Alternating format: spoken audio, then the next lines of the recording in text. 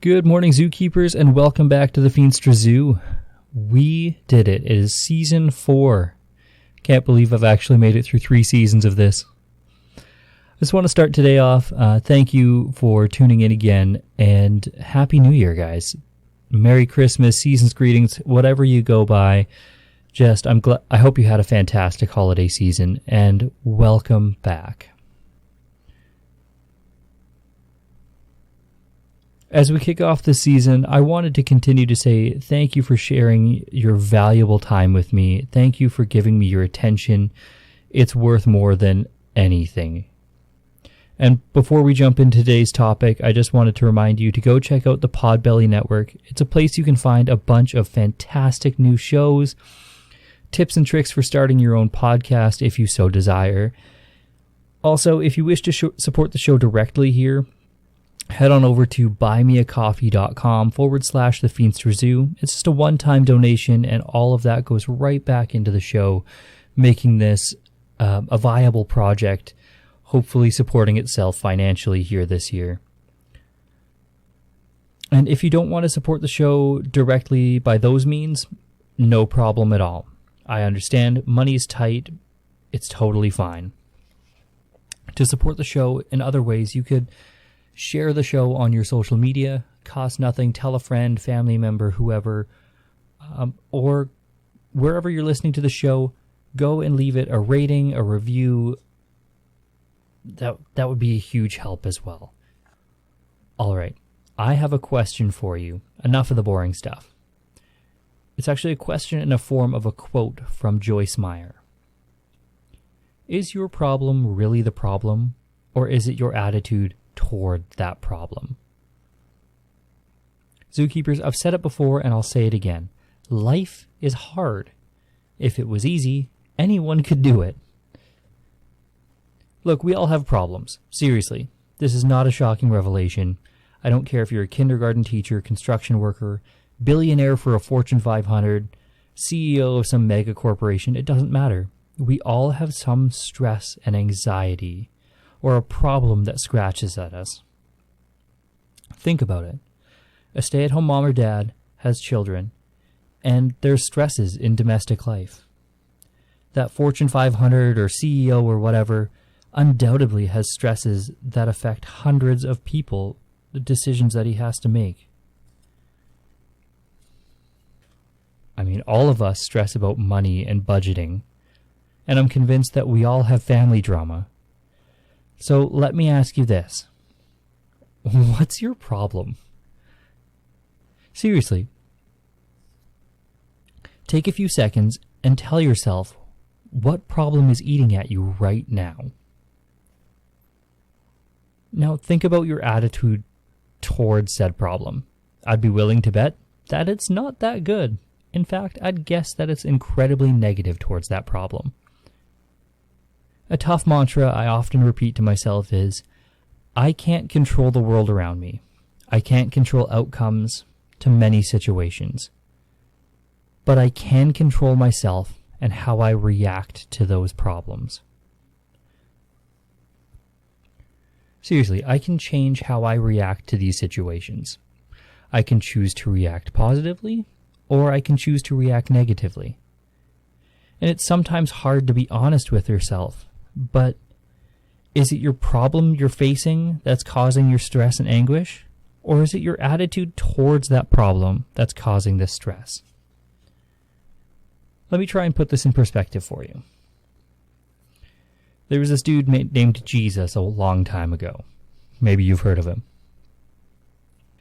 Jesus as a man, he was happier than potentially anyone in recorded history. It says over and over again in the Bible that he was a joyful man. And there's a couple verses I want to touch on here, but it really boils down to he was a happy man. John 1:18, it says, "Yet God's Son did not merely bring grace, justice, peace, love, and truth of God with his arrival, but he also brought eternal happiness." Again, in John chapter 15, verse 11, it says, "These things I have spoken to you, that my joy may be in you, that your joy may be full.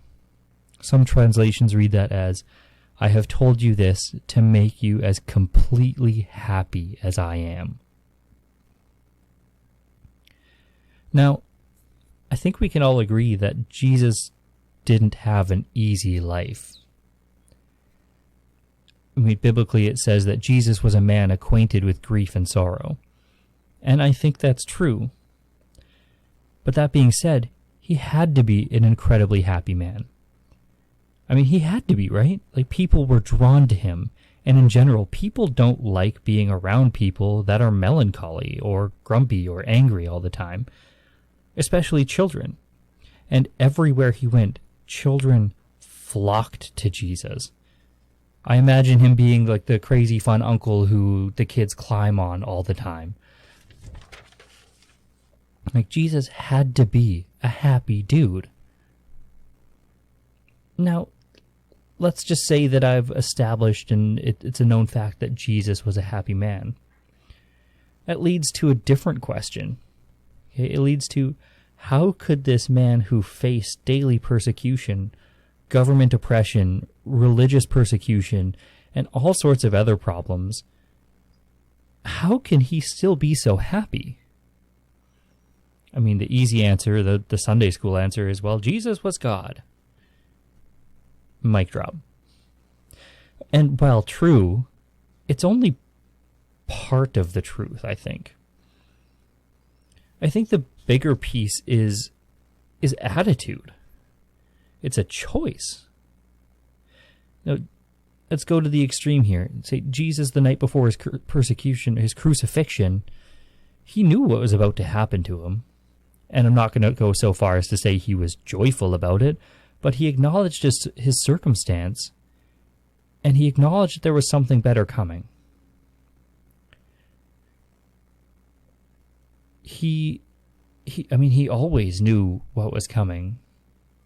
But I think the difference that he acknowledged it, but he also acknowledged that there was something better coming. He acknowledged that there was more to life than just dwelling on his sorrow. There's another guy in the Bible, Paul. I mean, this dude was beaten, jailed, you name it, and it happened to him.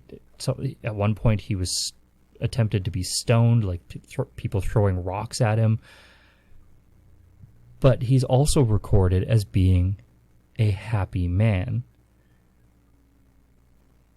There's a lot of parts of Paul's writing that say, I'm writing this to you from jail.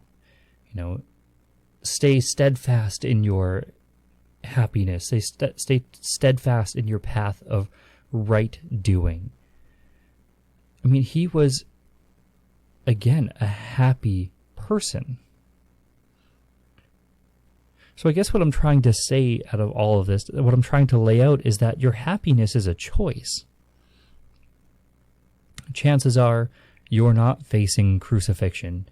Chances are you're not facing a life sentence in prison or being beaten to death or stoned to death. Chances are you're like me and you face daily stresses, no doubt. But your happiness is still a choice. Yes, acknowledge your issues. Acknowledge your problems. Do what you can to best them. Get through them. Find a way that they're no longer problems. Absolutely. I'm not saying just become a bump on a log. But acknowledge your problems. And then every morning, during your moment of quiet before you start your day, that moment where you're awake but your head isn't off the pillow yet, set your mind to gratitude, to joy and acceptance. Create this mindset, this simple acceptance of your circumstance, and create this moment of contentment, being okay with where you're at, being content with where you live, what you drive, the clothes in your closet, the food in your fridge. Literally verbalize it and thank God for where you're at. Say, God, I am thankful for my friends, for my family, for anything that comes to mind. Start each day like this. When problems inevitably come around, face them head on. I got fired from work. That sucks. Why did I get fired? Is it my fault, or is this just something that was thrust upon me? If it's my fault, all right, let's change what I did at this job so the next time I'm employed, this isn't going to be the same issue. Accept it, but accept something better is coming. If this was just a circumstance thrust upon you, company layoffs, whatever, that sucks because you didn't do anything wrong. But accept it. It happened. You can't change it. You can't change the circumstance. You can't change this moment in time, but you can change how you react to it.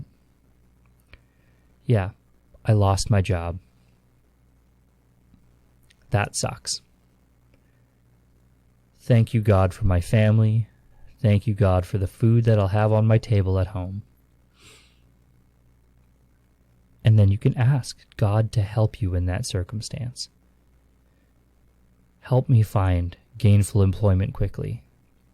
Help me find the reason why this has happened to me. Help me in whatever way you see fit.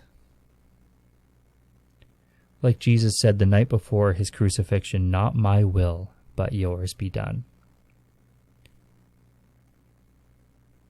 It's going to change you. Let it change you. Let it mold each day. Change my attitude towards the circumstance. In November of last year, I had my motorcycle accident. I've told you guys all about it. That is a really crappy circumstance. I was driving, I was following the rules of the road, but this circumstance still happened. I still was in an accident on my bike.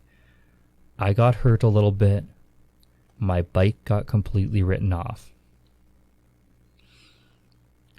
That sucked. I don't know why it happened. Random circumstance, whatever. XYZ, take your pick. I can't change it. My bike is gone. Now, my leg is pretty much healed. But in the moment, it was a choice to accept that it happened, to accept that my bike is broken, and I'm not getting her back. But to change my focus from what happened right now to, okay, I didn't break anything. My body is fine. My bike can be replaced.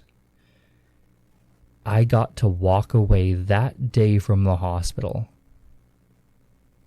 I wasn't laid up. I didn't lose time off work. I didn't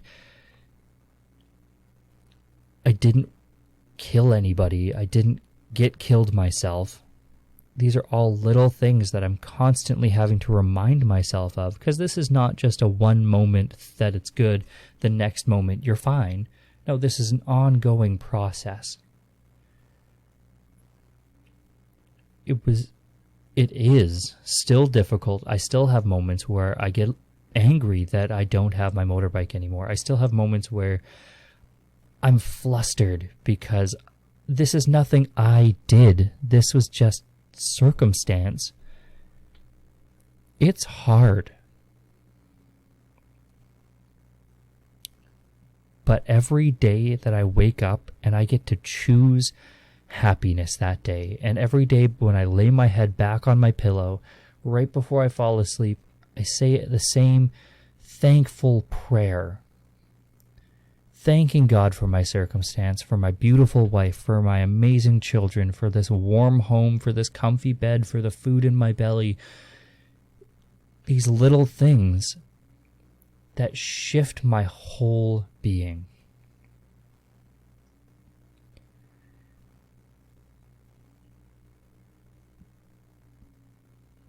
It's creating this person who I want to be. It's changing my presence, and it can change your presence in others' lives to be an easy presence, a peaceful presence. It creates an inviting environment where people want to do life with you.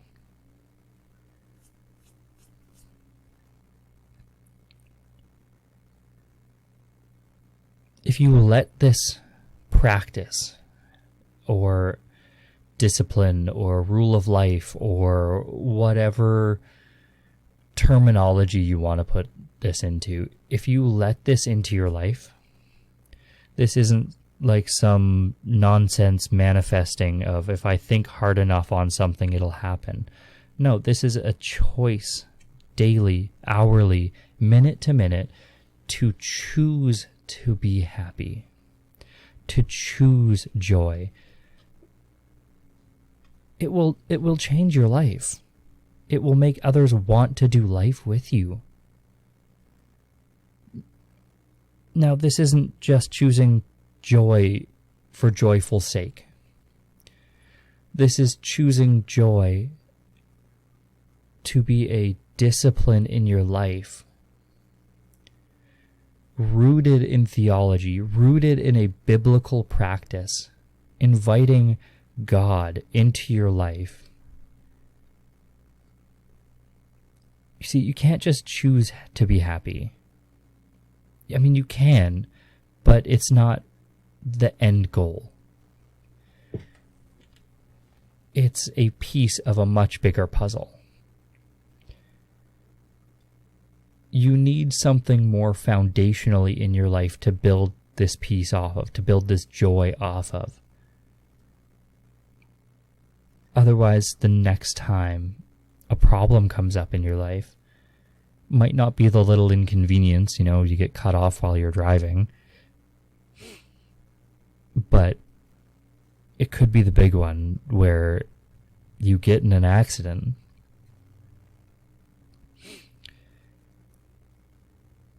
Where this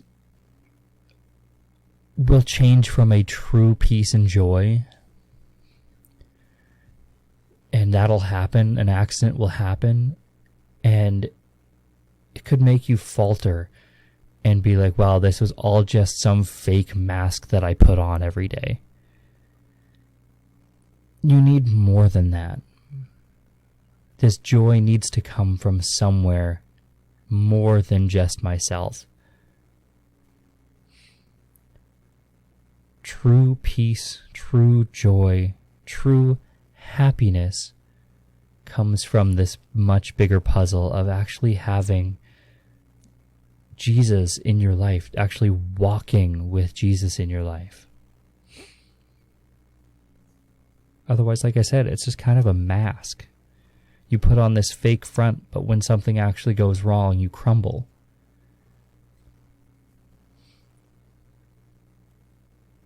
So start this practice today. Start this new year off properly. Wake up tomorrow morning, or when you go to bed tonight, try and shift your focus from your problems to this gratitude, to this small piece of content with your life. Like I said, this isn't going to be a one-time thing. This is an hour-to-hour, minute-to-minute choice where you're inviting peace into your life, inviting contentment into your life. If you do this, like I said, you will become this easy presence, and it will change your life. It will mold your life, and people will want to be around you. And then 1 year from now, when we're all refocusing our lives for the New Year's resolutions or whatever you want to call them, then I won't have to ask you, hey, what's your problem? Because your life will be changed. Your attitude towards these problems will be different. And I'll get to ask you, hey, how awesome was your year?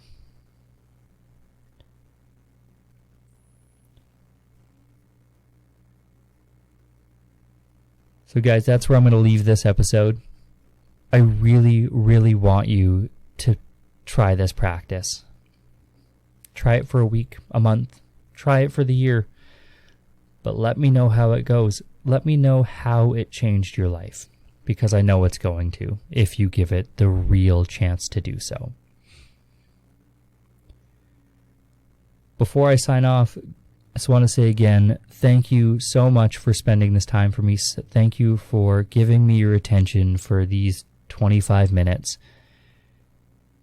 And if you want to, please share this episode with your mother-in-law.